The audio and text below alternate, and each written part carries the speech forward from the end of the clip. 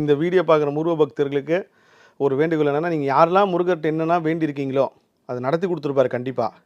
இல்லை நடத்துகிற மாதிரி ஒரு சூழ்நிலையாக வந்திருக்கும். அந்த சூழ்நிலை வந்தாலே அந்த வேண்டுதலை போய் செஞ்சுருங்க. இதை ஏன் சொல்கிறேன்னா, முருகன் தன் பக்தர்கள் என்ன வேண்டினாரோ, என்ன வேண்டிக்கிட்டாங்களோ அதை பண்ணி கொடுத்துருவாரு. அவன் வேண்டிட்டது நடத்துகிற வரைக்கும் அவர் விட மாட்டார்.